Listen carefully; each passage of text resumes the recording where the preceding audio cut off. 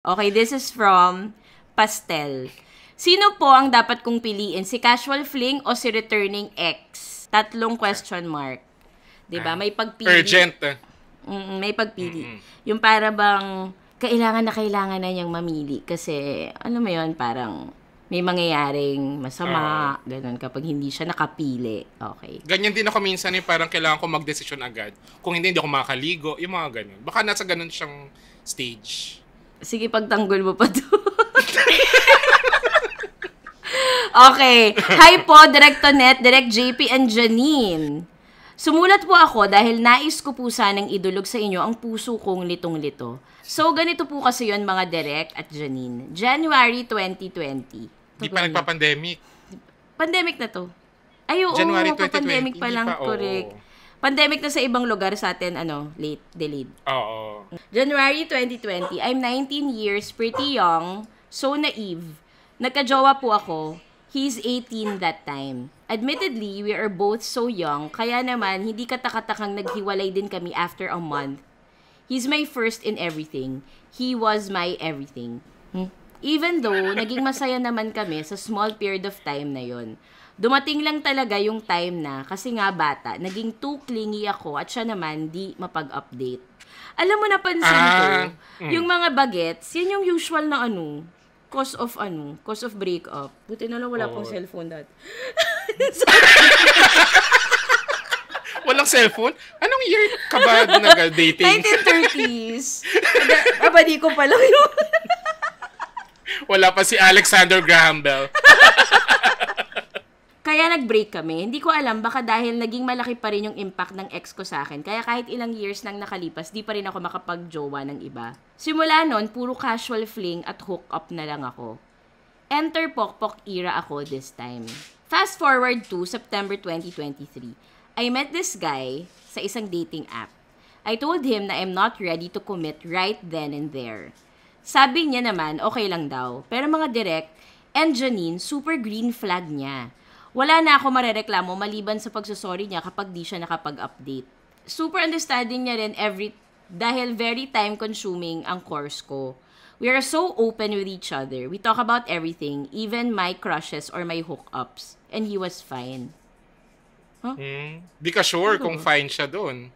Baka sa loob-loob niyan, gusto kanyang kutusan, ganyan. He has so much effort. He put so much effort. I-revise ko na Pastel, sorry.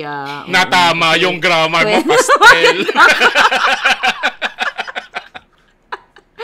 He put so much effort on me na di ko mapigilang isipin kung tinuturing pa ba niya akong casual fling. And I guess it's fine with me. Hindi ako committed pero feeling may jowa dahil sa treatment niya. Happily ever after. Huh? Oh God? Happily ever after. Ilang taon lang ba yan? Alam mo, hindi pa yan nagbabayad ng bills, ha? Nasasabi na niya yung Happily ever after. Happily ever after na agad.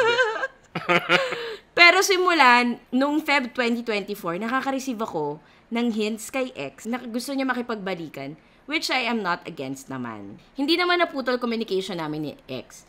These past few months lang, kasi parang binabakuran niya ako, saying, patay ka sa akin kung may kalandian ka dyang iba. Huh? Wow!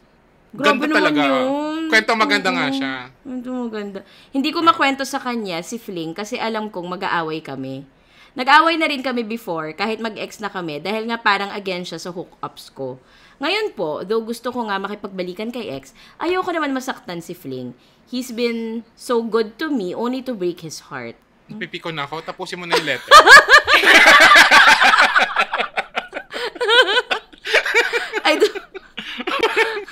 I don't know what to do. Should I commit to ex and break my Fling's heart or continue my relationship with Fling na may chance na mapunta sa jowaan and move on from my ex?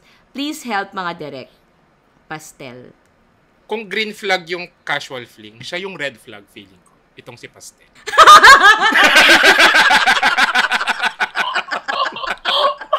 Totoo. I think yung siguro yung advice natin dun sa green flag, sa fling. Oo. Ito. Dun sa dun sa green flag. I think layuan mo na siya.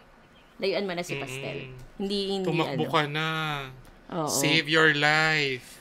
Save your life from long-time misery.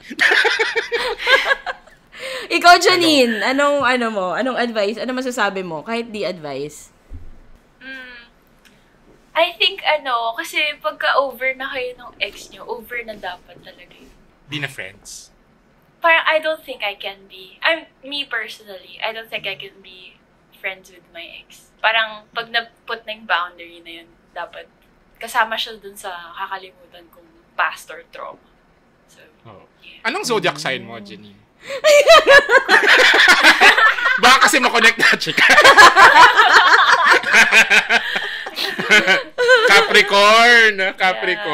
Ano bang Capricorn? Anong niya, personality? Mga workaholic, di ba? Yeah. Boy, wala namang connection sa boundary people. Oh. Boundary people. Sa jeep, ganon? Sa jeep? Naka-boundary na. Galing yan. So, sa mga jeepney operator, talagang kuha kayo ng Capricorn. Si Janine, kapag walang jeep, kunin nyo. Madali maka-boundary yan. Boundary. Ikaw, JP. Ano ba problema niya ulit? Sabi niya? Sino pipiliin niya? Ganun lang. Feeling ko, hindi niya deserve yung dalawang lalaki. Ba't di niya piliin yung green flag? Ba't siya pipili dun sa lalaki na binabakuran siya kahit hindi naman sila? Ewan ko sa kanya. Alam mo, may feeling ako, kinikip lang niya si green flag kahit di naman niya masyadong gusto. Hindi niya nakukuha masyado yung Kasi maganda, masarap sa feeling yung may nagtitreat sa'yo yung parang jowa, pero hindi naman, di ba? Ang laki ng pero reaction ni Janine, ko, parang may parang may natamaan sa kanya. Di ba? Hindi kayo naniniwala. Ako lang ba yung masama ugali? Feeling ko kinikip lang yan. Dali lang naman mamili. Halata naman na yung ex niya yung bet niya. Kasi, tapos may feeling din ako na si Green Flag, quote-unquote, si Green Flag doesn't like her enough for her to be his girlfriend. Alam mo, feeling ko din yan. Parang feeling ko, itong si Casual Fling, parang nagpakita ng kaunting kabutihan. Tapos itong si ate girl, parang, ay shit, gustong-gusto ko. Ang laki na ng reaction, Oo. Nagtanong lang, main ka na. Gawa mo niyan. Uy, naku, in love na to sa akin. Pero okay lang. Ganun. Or yung sabi niya na nag-update, parang nakauwi na ako, ganyan. Parang okay, good. Parang siya, shit, mahal na ako nito. Wala ko dito kasi nag-update. Oh my God, baliw siya sa akin. Nag-update lang ayun. Delulu. Kasi diba, delulu. Hindi totoo ang kwentong maganda. Wala, hindi ito love triangle. Tigilan mo kami pastel. Diba? Sabi dito, bagay daw yung 4 na buwan na kanta ni Janine para kay ate. Ito sa problema niya.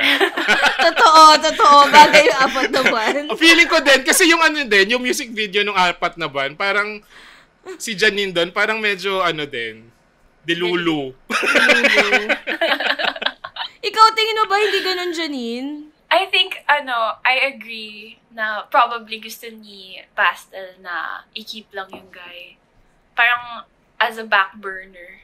Para meron, could be, possibly. Diba? Para may support lang. Alam mo, di ko pa rin gets yung yung konsepto ng back burner. Ano nga siya ulit? Parang you only keep the person, nasa dictionary. Ano siya? Parang spare tire. Spare Yeah, tire. Yes. Okay, gets. In-update lang for the Gen Z, back burner. Back burner. So sa atin, spare tire. Pero diba? Pero feeling ko... Rebound, parang rebound, ganun. Yeah. Pero yung rebound kasi parang parang yung spare tire, kinikip mo lang talaga dyan just in case. Diba? Okay. Yung back burner. Yung parang kunyari, meron naman talaga siyang bet. So for example, meron yung guy, meron siyang bet na girl. May message niya, parang, uy, labas naman tayo. 10 p.m. kita tayo sa inom naman tayo. Sabi ni girl, sorry, nag-skincare na ako, tulog na ako bye. I can't Taurus tonight. yung nakausap, oo. So, nag-no, yung gusto niya talagang girl. May message ka niya as a back burner. Sabihin niya, uy, are you free tonight? Because I want to drink. Ganyan. O, ikaw as back burner, go! Mahal na niya ako, gano'n. Reserva. Go na go ka naman. O, yun. Eh di, tas akala mo, ikaw yung main. But no, you're just a back burner. Just a, spare tire. So, pero feeling ko, ganun yung ginagawa niya. Pwede yun na si green flag. Siya yung back burner. Pero for me, kung gusto ka talagang jowain ni casual fling, ginawa na niya yun. Kung gusto ka niya maging girlfriend, sinabi na niya yun. Pero, casual fling lang kayo eh. So, parang it doesn't compare. Diba? So, hindi to kwentong maganda, kwentong delulu. Oo, yun. Totoo. Wala talagang pagpipilian. There are no options. Oo. So, kung yung kanta niya, ni Janine na 4 na buwan, sa'yo, isang buwan isang lang buwan. yan. Isang buwan.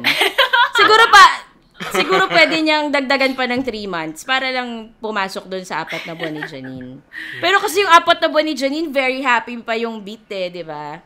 So, baka mamaya lalo maging diba, ganun naman si talaga ate. Yung ganun ang mundo ng mga dilulo, laging masaya. Masaya, oo. Pero, mauuntog na lang. Ganun. Isang beses. Oh my God, may magandang point dito sa sabi ng isang VVIP. Paano kaya kung si Pastel ay isa ding spare tire nung ex niya na ngayon? Pwede. Oo. Kaya Pastel, huwag kang magmaganda dyan. Spare tire ka rin ng ex mo. Oo, back burner. I-update na natin yung So, yun. I think, deserve nila isa't isa. Yung ex niya tsaka siya. Maging kayo na. Tignan natin sinong unang back burner sa inyo. Magbakuran kayo. Pero kasi, nagigets ko naman, para nakakakilig kasi yun di ba? Yung binabakuran kunwari. Tapos nabakuran ka na ba ever? Ako? Kayong dalawa? Si Janine na lang. Janine, ikaw, nabakuran ka na ba? Parang hindi ko po inaalaw yung ganong energy. Ay, galing! Ganon dapat. Love it. Pag ginanon po ako, automatic red flag po for me. O see? Yeah. Pastel, makinig ka kay Janine. Diyos mio, Marimar. Oo. Kala kasi ni Pastel, nakakakilig. Oo. Pero actually, bakit? Toxic masculinity yung ganyan. Totoo. Tsaka wala naman, hindi naman magkarelasyon, di ba? Tsaka bakit ka babakod? Hindi ka ba nakatira sa kondo?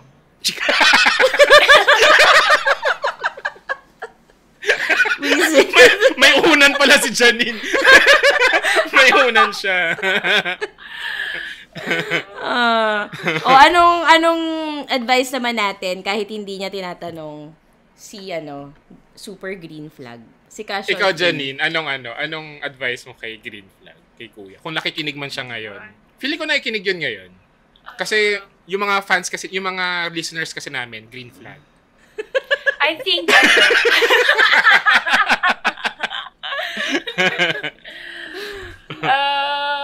kailangan malaman ni Kuya kung ano talaga gusto niya, tapos i-communicate niya yun. Para sila, on the same level. Same page, walang gano'n. miscommunication. Yeah. Pero si Communication Kuya, is the key, yes. Yes. Pero si Super Green Flag, I commend him for being honest. Na agad siya lay his cards on the table na fling lang siya. Na tayo relasyon. Diba? Yung iba kasi hindi naman nilalatag yun Baka kasi naramdaman niyang red flag si ate girl. Oo. Parang ito lang tayo Oo. Alam mo, minsan nakakaano din yun pag nalalamang sa start pa lang, ay red flag to. Kailangan na magproteksyon sa sarili. Protect your peace. Ganun. Protect your peace. But not so much protection. Dapat keep pa rin. Sayang naman. Ang labo. Diba? Protect your peace pero just enough para meron pa ring nandyan pa rin. Ikaw, anong payo mo kay Kuya? Kay Kuyang green flag? Wala akong payo sa kanya. Keep doing you. Wala naman siyang ginagawang mali Oo. Kasi pinasok in fact, naman niya, diba? very naman siya. Hindi naman siya nakakasakal, hindi niya binabakuran, 'di ba? Kasi nga, feeling ko, di naman niya masyadong bet. Bet lang niya. Sabi ko siguro ni Super Green Flag, hala, nag-update lang ako, green flag na agad. Baba naman ng standards ito.